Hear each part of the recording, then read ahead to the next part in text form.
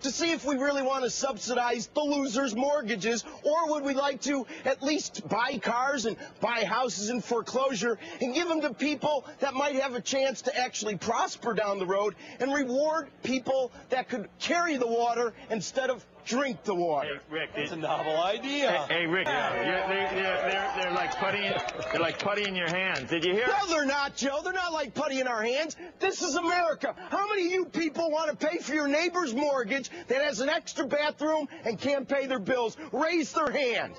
How about we all?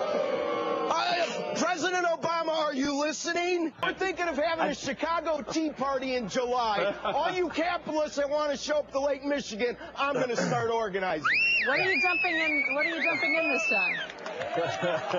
Housing, We're cars? going to be dumping in some derivative securities. What do you think about that?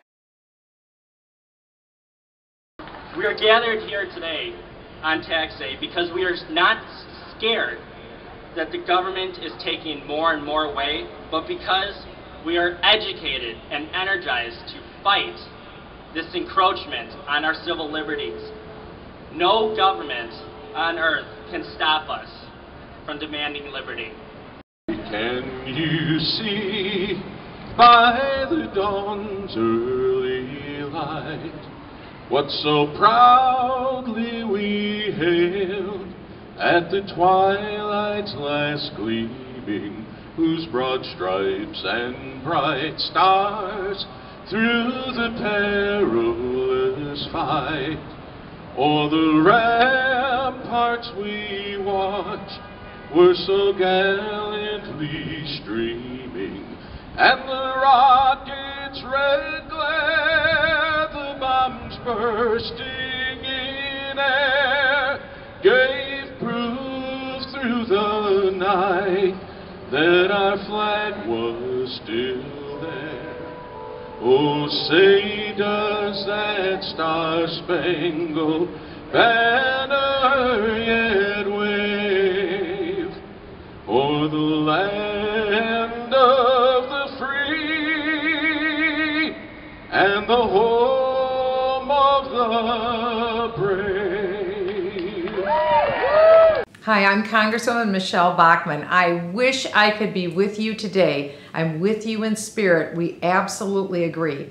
As a former federal tax litigation attorney, I've seen up close and personal how devastating high taxes are on business owners, individuals, but more important, what we have in our United States tax code is a written vehicle for our federal government to play out a war on the young and a war on the economically vulnerable. You heard me right.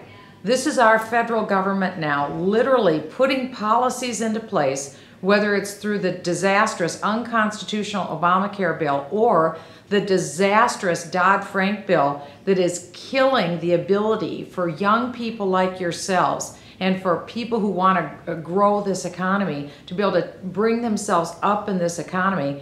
Dodd-Frank is killing the ability to actually create your own wealth, hold on to it, and create jobs and transfer it to the next generation. You see, that is the war on the young. That's the war on the vulnerable. That was the inception behind the rise of the Tea Party movement in the United States.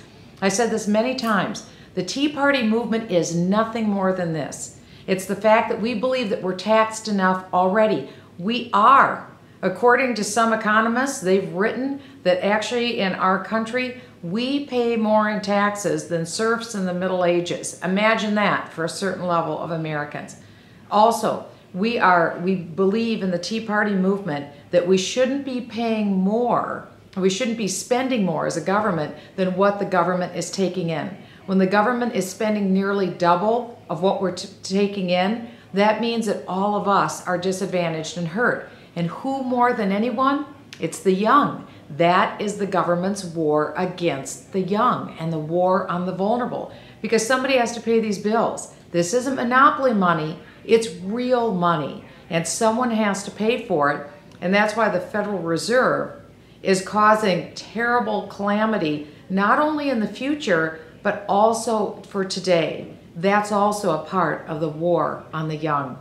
And finally, we believe that government should act within the bounds of the Constitution. That's pretty common sense. But today, that's considered radical by the mainstream media and by a different political party. So I want to thank you very much for coming out today, because we are not defeated. If anything, I believe that we are gathering steam.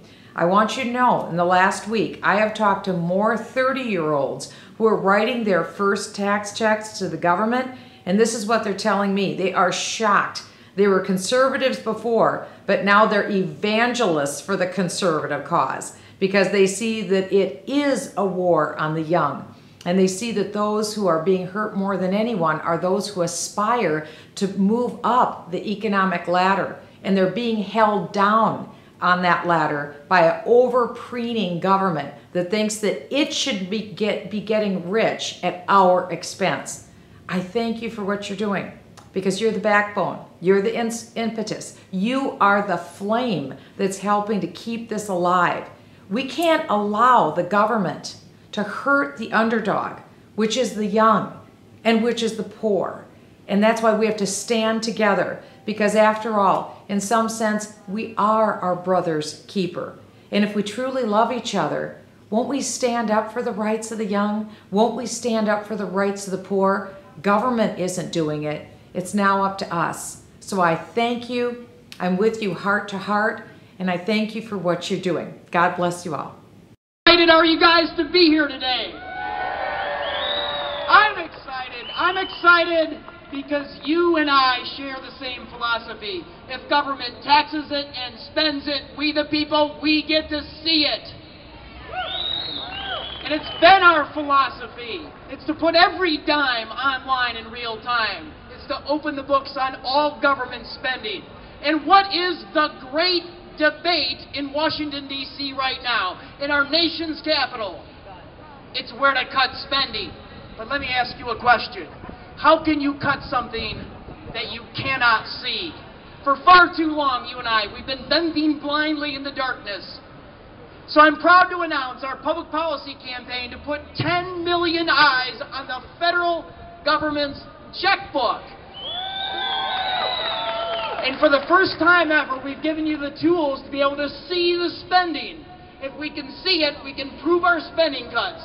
So we've got two platforms for you. First, the traditional website at openthebooks.com, where we've posted virtually all disclosed federal government spending since the year 2000. All of George W. Bush's spending, all of Barack Obama's spending, and you can see it all, and you can hold them accountable for their tax and their spending decisions. And then, what we did is unique. Pull out your cell phones, pull out those smartphones. You can see all of the massive money flows from Washington, D.C. in your backyard, in your zip code, in any of the 83,000 zip codes across the country, or you can look up a vendor or recipient by name. When I opened the books on the massive money flows coming into my hometown in Hinsdale, what did I find?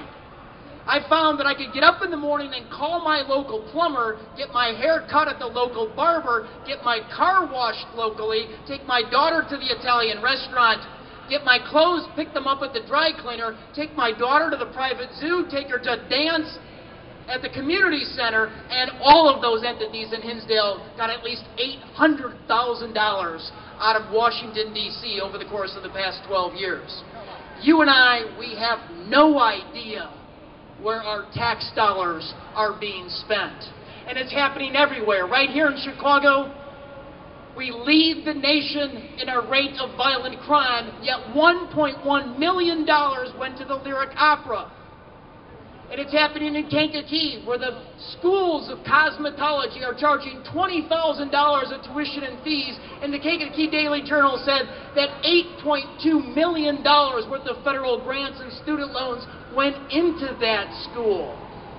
And it's happening in southern Illinois, where the brother of the former director of agriculture in Illinois under Blagojevich owns a swine farm, and they received $2 million worth of federal loans, grants, and direct payments and subsidies while Blagojevich was in office.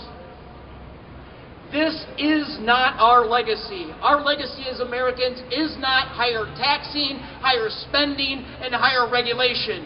you and I, we are called to be a witness to history, to stand up and be champions for individual liberty.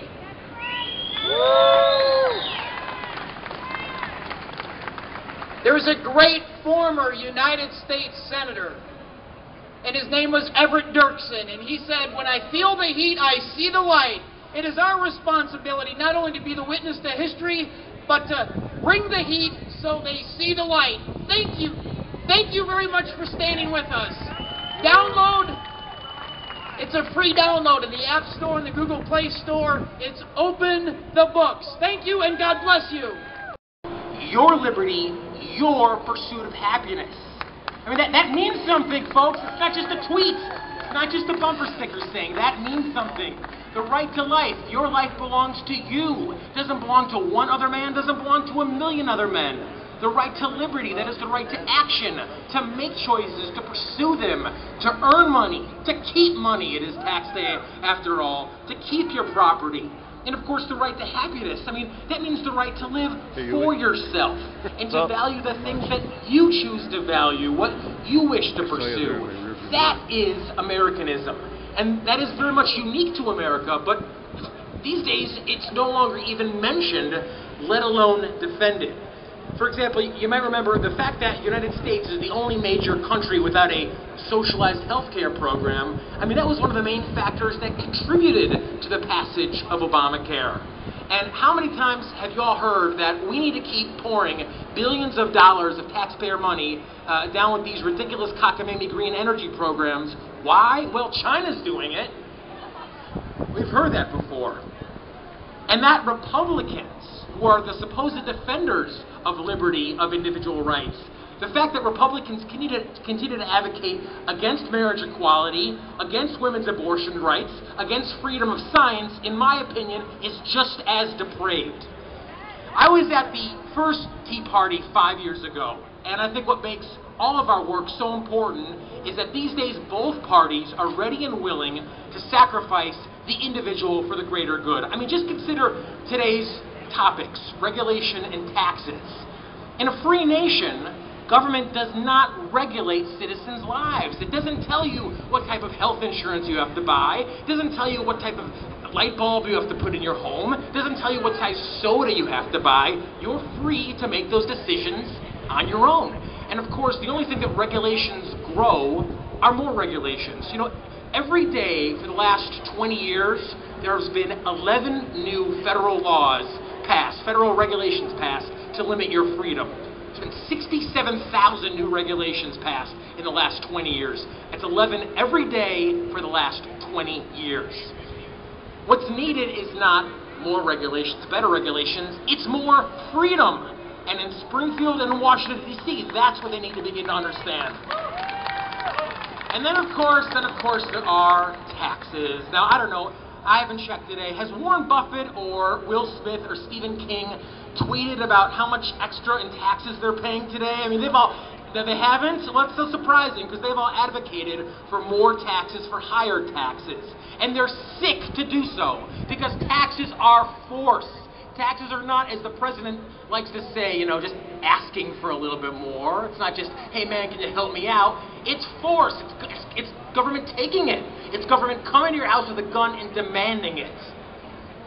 And to advocate for more taxes is wrong, especially on, you know, today's tax day, but of course Tax Freedom Day, the day you actually finally get done paying your taxes. That's not going to come, folks, for another week. So think about it. You're going to work another week after this one. Then, only then, can you finally start making money for yourself. Your life, your liberty, your happiness. I make this point because, as was just mentioned, you know, we have now the worst credit rating here in Illinois, the worst credit rating in the state. That honor used to belong to California, now belongs us to here in Illinois. And in California, in New York, you now have individuals paying in excess of 50% of their income to government. Now, what do you call somebody who works but doesn't keep the product of his labor? Who is that? It's a slave. Exactly, that's a slave. Well, you know what? In California, they're halfway there. In New York, they're halfway there. And we're headed in very much that direction here in Illinois and in the country writ large. We should fight against taxes. We should fight against regulation. But what we should fight for is Americanism, individual rights, the rebirth of the self-interested, individualistic American principle that regards each of us not as sacrifices for the greater good, but as sovereign individuals, each with our own life, our own liberty, and our own happiness. If this country is going to survive, that is the Americanism we must fight to revive. Thank you very much. Hello, Chicago! You are beautiful. It's wonderful to be back here. It's finally time for me to be in a state slightly less crazy than California.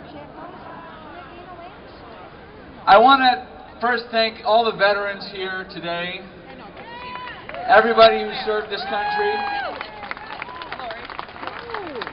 You know, it's great they're cutting spending in Washington because they were forced to, but why do they have to start with the #1 priority of government, and that is protecting this nation? Why are they starting with the men and women who sacrifice everything for us? It makes no sense.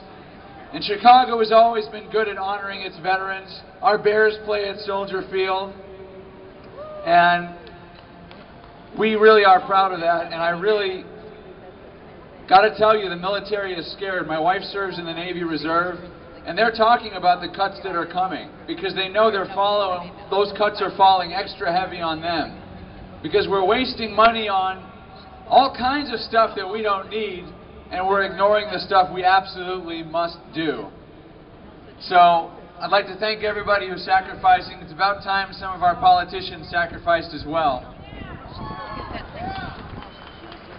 I got some bad news for you. You know, the country is telling you the bad news over and over again because once you hear this bad news, you're supposed to go away. You're supposed to give up. And the news is Mitt Romney lost.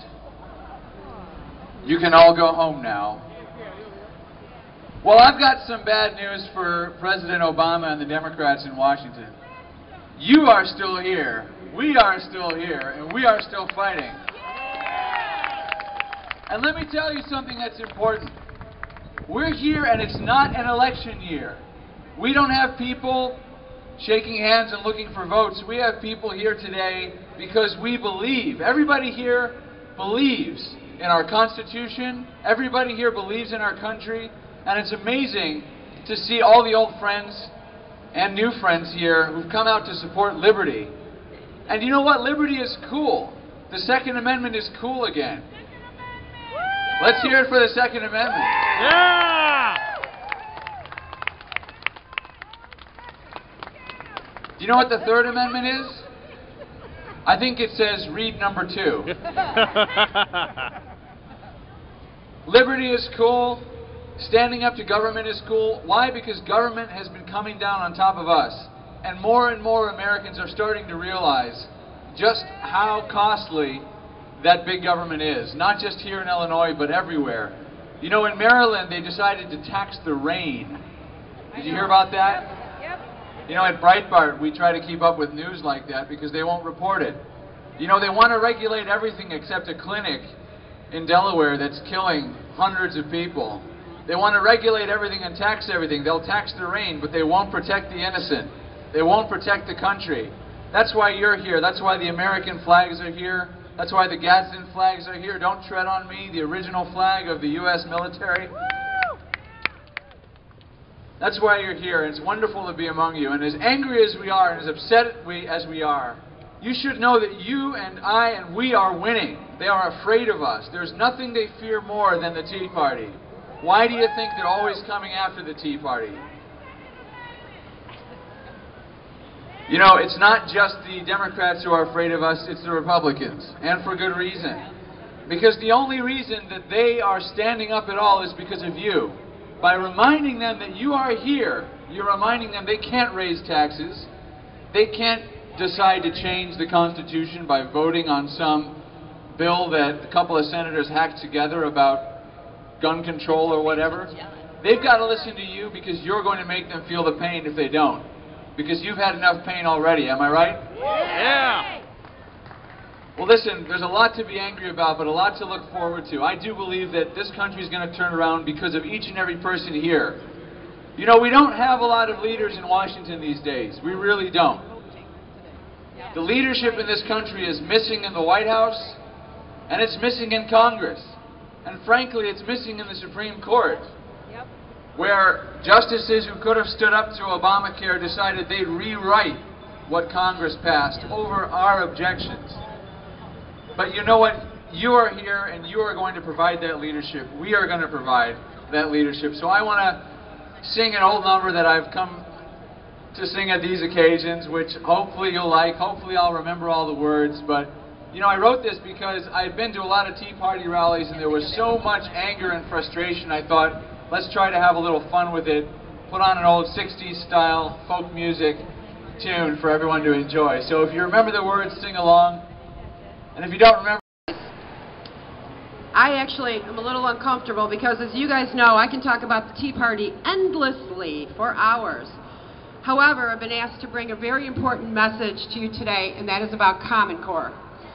So please bear with me as I read the speech. I tried to put as much information in there as possible for you. So just so you all know, Illinois Tea Party does remain constant in their principles of fiscal responsibility, constitutionally limited government, and free markets. However, we are on a mission to let Americans know about the changes that have occurred with this administration in education and introduce you to Common Core, since at least 80% of the country doesn't know what Common Core is.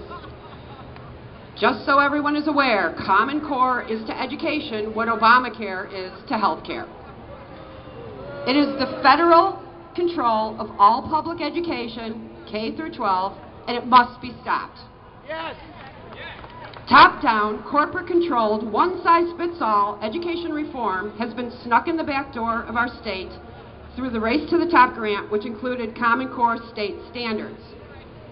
The Common Core State Standard Initiative was an effort initiated in 2009 by the National Governors Association and Council of Chief State School Officers to create national curriculum standards for K through 12.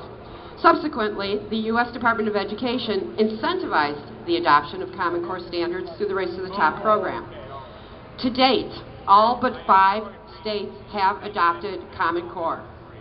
In 2010, President Obama thanked the National Governors Association and said, "I want to commend all of you for acting collectively through the NGA to develop Common Core standards that will better position our students for success."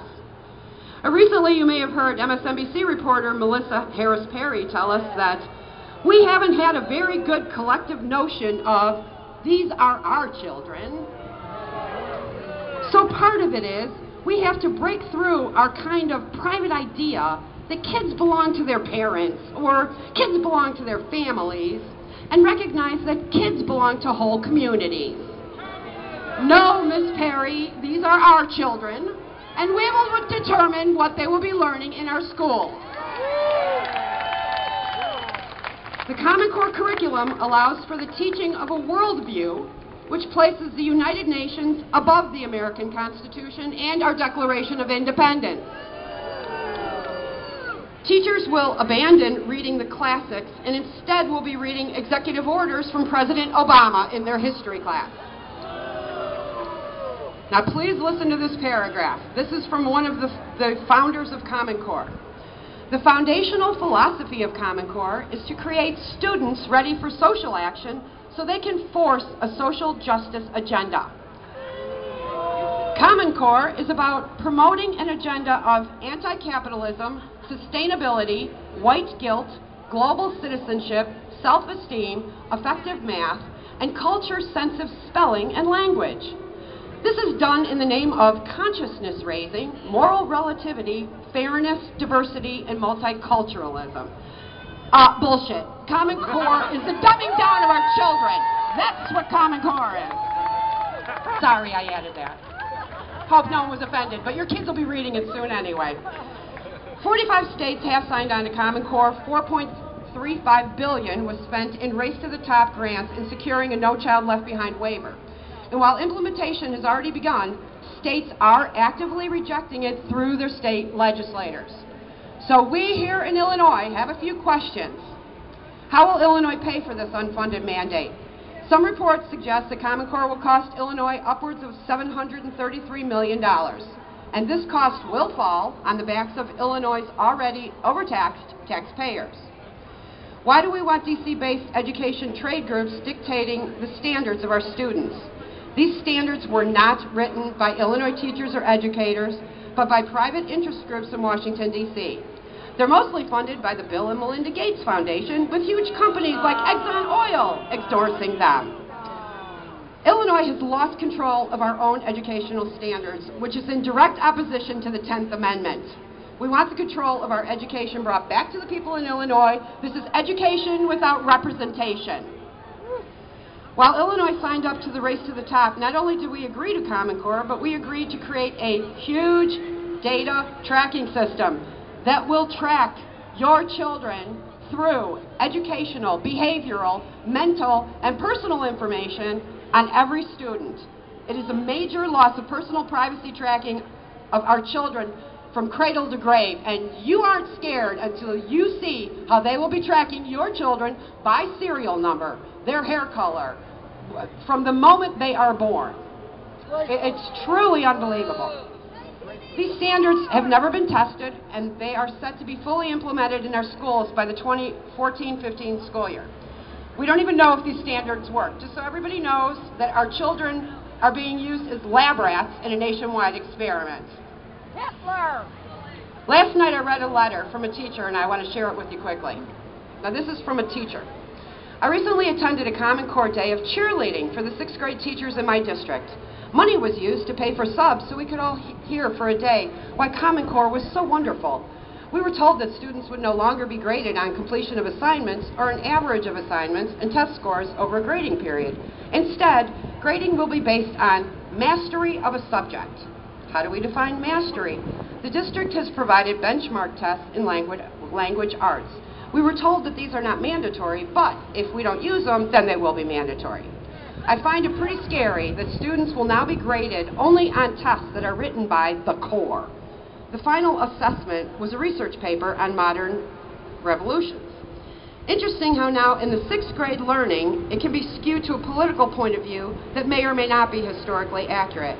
I know, though, that any questions I would ask to the contrary to the core would be met with anger and frustration. It was not allowed and dismissed to ask a question that was Common Core friendly. I, along with other teachers, are afraid to speak out publicly against the core for fear of losing our jobs. So, we can stop Common Core in Illinois, but we need your voices. Illinois representatives can repeal it in the State House. It is happening in other states.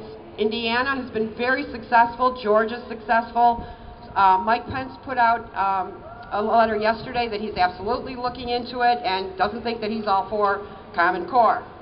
This is a nonpartisan issue, and Illinois Tea Party is leading the discussions with other organizations who are experts in this, like American Principles Project, Eagle Forum, Illinois Christian Home Educators, Heartland Foundation, and Homeschool Illinois to do everything we can to repeal Common Core in Illinois. So, thank you, and please help us. So please go to our website, which we put it up for you yesterday, stopcommoncoreillinois.org. Here it is. For more information, there are opt-out letters for parents, there's letters to legislators, and it's constantly being updated. And if you are able to donate to the Illinois Tea Party, we'd really appreciate it. We are a grassroots organization. It's illinoisteaparty.net.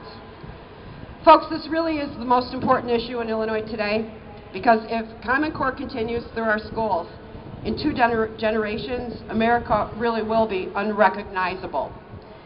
When we contact your legislators, remember that they work for you. You elected them. We are telling them we don't want Common Core in the school. We will help you with the stuff that you need, and then you need to let them know we don't want it in our school. So please help us repeal Common Core in Illinois. Stop Common Core! Stop Common Core! Stop Common Core! Stop Common Core! Stop Common Core! Stop Common Core! Hey, we're all still here. This is great. I want to thank you all for coming out. I just want to let you know a few little updates on the President's health care law. We now have 2 new legislative branches. You know, if you study the Constitution, you have the executive branch, the judicial branch, right? Well, we now have 2 new legislative branches, not Congress. The Internal Revenue Service is now a legislative branch, thanks to Obamacare. There are 3 different kinds of health insurance exchanges. We've all heard about the health insurance exchanges opening October 1st. There's a state-based exchange where the governor and the legislator in that state says, hey, we love this law. Come on in. Everybody come on in. We're going to do a state-based health insurance exchange. Then we have what Illinois has done under Governor Quinn, which is a state-federal partnership exchange, where Governor Quinn said, hey, we're not going to be ready by October 1st, so you guys open it, and then when it's all open, we'll run it as a state. And then there is the option that 26 states have chosen, and that is a federal fallback exchange, where the governor says, we don't want anything to do with Obamacare. Don't come into our state. You know, like the states that surround Illinois. Missouri, Indiana, Wisconsin, but not Illinois. We're marching forward right off a cliff.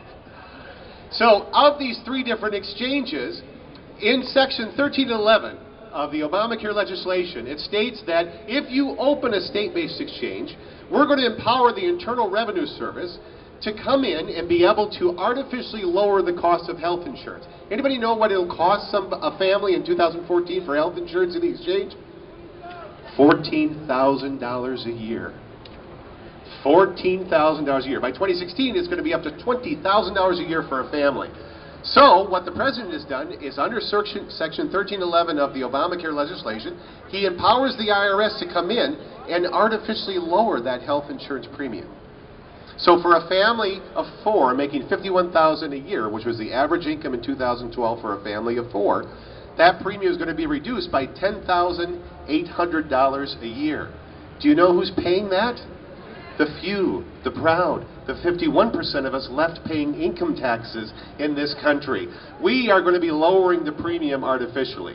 And if you think these people are going to vote against that subsidy, we're talking 60 million people who will be eligible for advanced premium tax credits, courtesy of the few, the proud, the 51%. There's no way they're going to vote against that.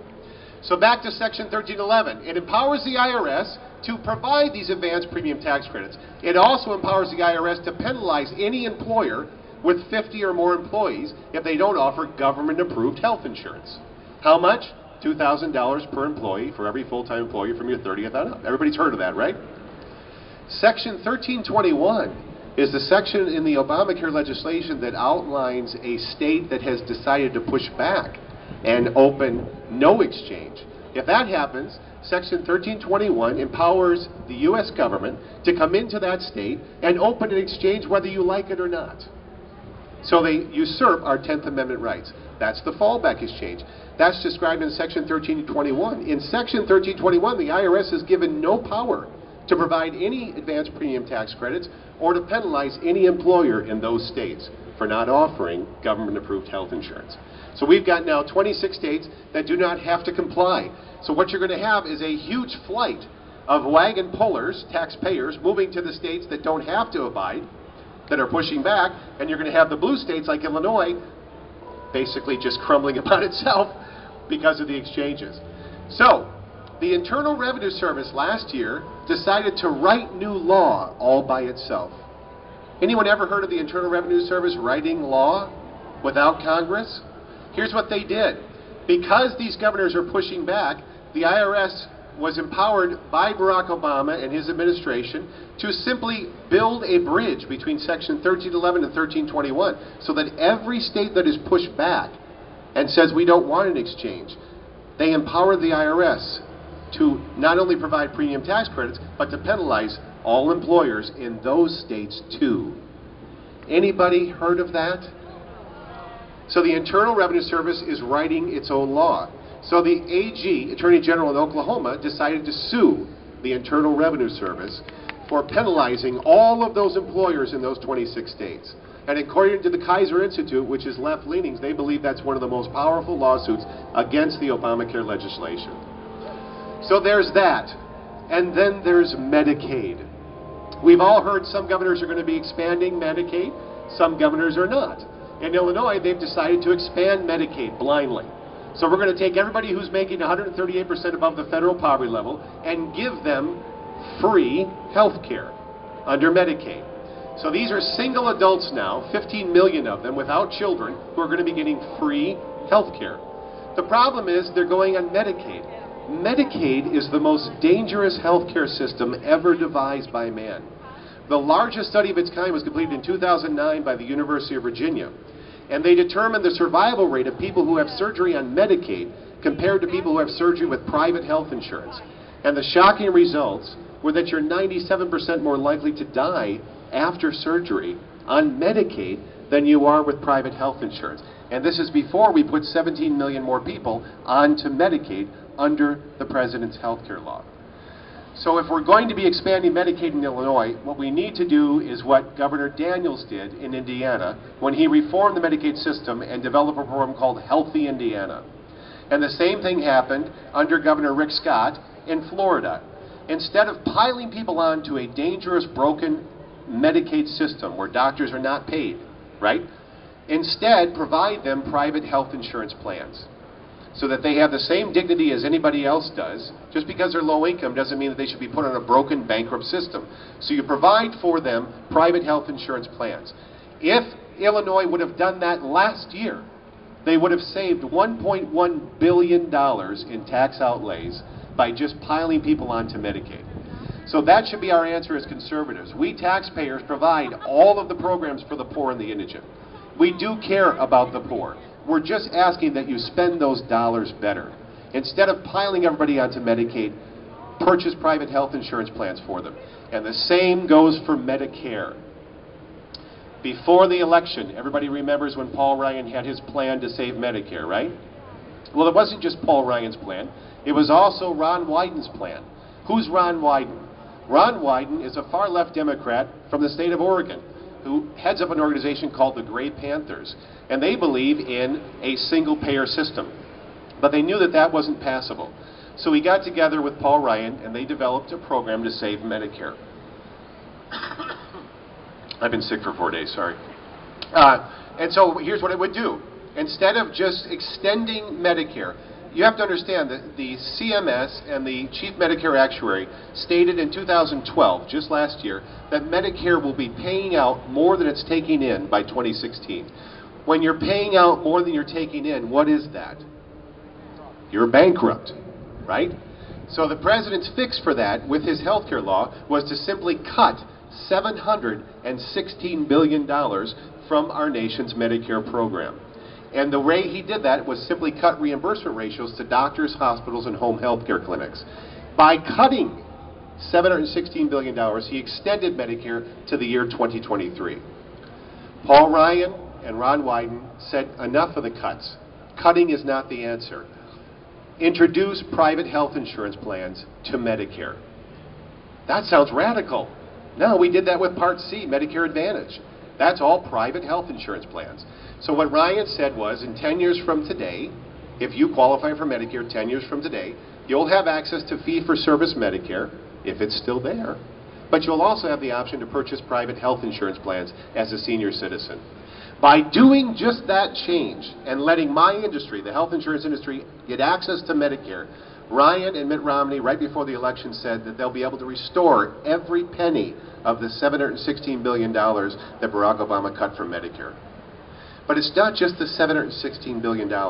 Over the next 20 years, according to the Chief Medicare Actuary, Mr. Richard Foster, this is President Obama's Chief Medicare Actuary, this health care law will cut $4.95 trillion from Medicare. Not million, not billion, trillion. It simply must be stopped if you care at all for our nation's seniors and you care at all for our nation's indigent. It must be stopped. And there are plenty of lawsuits still pending at the Supreme Court. The one was the one in Oklahoma from the AG there. But there's also companies now that are being forced to provide abortion pills, abortifacient drugs, which is against our First Amendment rights. Hobby Lobby is being fined $1.3 million a day by this administration because they're Christians and do not want their tax dollars paying for abortions. This is happening right here in the United States. And HHS's bill is writing horror novels every month and dumping it into the Federal Registry. They're changing the law fundamentally because they knew the way it was written, it was designed to fail. So pre-existing conditions. Remember when they passed the health care reform law under Mitt Romney in Massachusetts? They were allowing people to wait until they were sick, right? Then buy a health insurance plan. They were buying it in the emergency room, right? You get the plan, you keep it for as long as you need treatment, and then you get rid of it. Why would you keep it if you can get another one next month when you get sick? And that was causing the rapid bankruptcy of insurance companies in Massachusetts. It was also causing insurance companies to leave Massachusetts. So when Governor Devil Patrick took over, he said, enough. We are going to have an open enrollment period for all health insurance plans. It'll be just like Medicare. So this year, thanks to HHS, who finally woke up 2 years later, they've now adopted what Governor Devil Patrick did in Massachusetts. And you can no longer game the system. Starting October 1st, 2013, right here in Illinois, every American in Illinois, every American nationwide will be able to buy health insurance from any health insurance carrier in the nation without regard to pre-existing conditions. And you have from October 1st until March 31st to get into that open enrollment period. In 2015, it will become like Medicare. Starts 10/1, ends 12/31. But you will not be able to hop on and hop off the system. And there's one more thing I want to tell you before I close. President Barack Obama sold this legislation based on covering people with pre-existing conditions, right? I want you to know that as of March 5th, 2013, President Barack Obama is denying coverage to Americans with pre-existing conditions all over this country. Because his temporary pre-existing condition insurance plan that he spent $5 billion on, that the Centers for Medicare and Medicaid Services said was supposed to last from 2010 to 2014, ran out of money on March 5th. So I want everyone in America to know that President Barack Obama is denying coverage for Americans with pre-existing conditions all over this nation and will not be offering it again until 2014. For more information, visit truthaboutobamacare.com. Thank you. So, look at him! Thank you, and thank you for all coming out today. I'm going to lean down a little bit. We should have 5,000 people in this space. What kind of a country are we prepared to hand off to our kids and our grandkids? We are preciously close. I mean preciously close to giving our kids and our grandkids a country they'll never, ever forgive us for. What are you prepared to do to stop that? What are you prepared to do? We now live in a country where our government can force us to buy something because we breathe. What are you prepared to do? We live in a country where our government is making our health care decisions. What are you prepared to do? We live in a country now where our government is rationing care for our grandparents. We're not talking about a world 5, 10, 20 years from now, folks. We're not talking about a make-believe world. We're talking about a country we live in right now. There are lawsuits going on all over this country right now, suing businessmen and women who don't want to do business with people that go against their very religious faith. You live in that country. You live in a state, oh my God, Illinois. We live in a state where good, decent people in the city of Chicago can't abide by their God-given rights and defend themselves and their family against bad guys.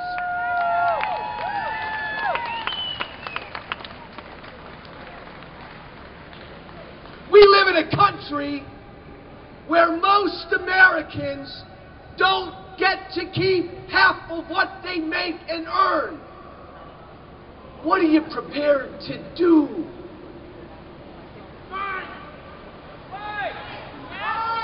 This great, good, decent country wasn't founded 1,000 years ago. We're 234 years away, removed from the greatest gift God has ever given this planet. And we are this close to losing it. What are you prepared to do? We should have 10,000 people here this afternoon. We need to make a pledge with each other, all of us, that we are going to do whatever it takes to save this thing for our kids and our grandkids.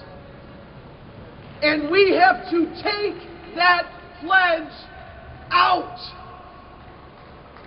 We can't keep talking to ourselves. We have to take the Republican Party, shake it up,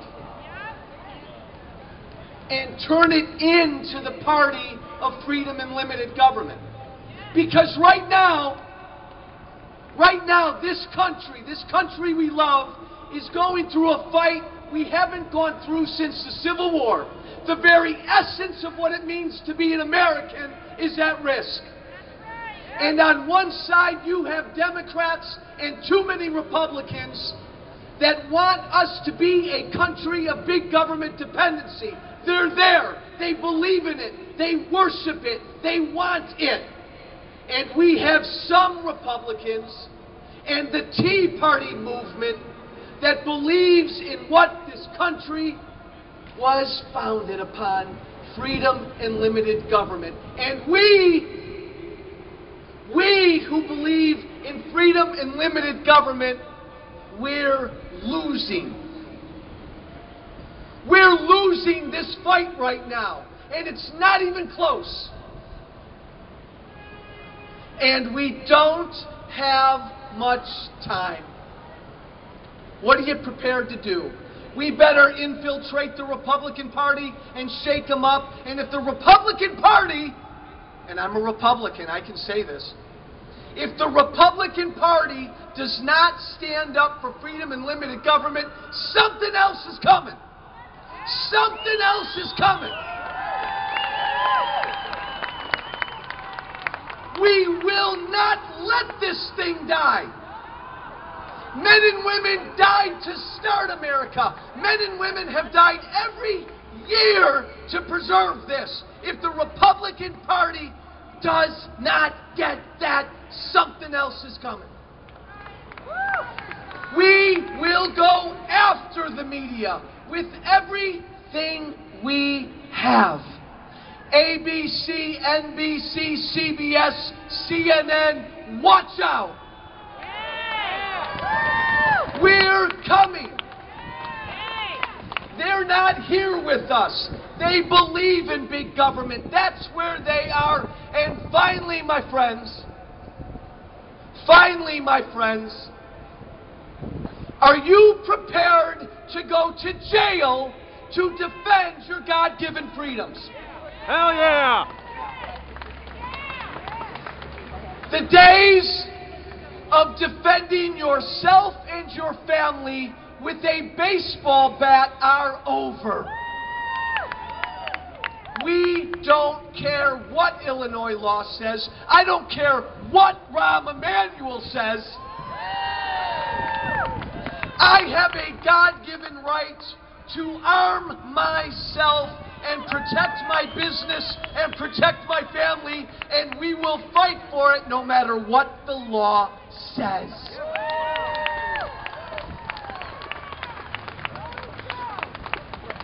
You better pledge to yourself.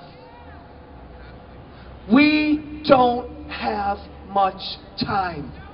Pledge to yourself and act upon it that you are willing and prepared to go to jail to defend the freedoms you were born with. God gave you because you were born, and government cannot step on. Be prepared. Otherwise, we deliver a country to our kids and our grandkids they will never, ever, ever be able to afford. They'll never, ever, ever forgive us for. And they'll never, ever, ever, ever understand the principles this country was founded upon. What in God's name are you prepared to do? God bless you.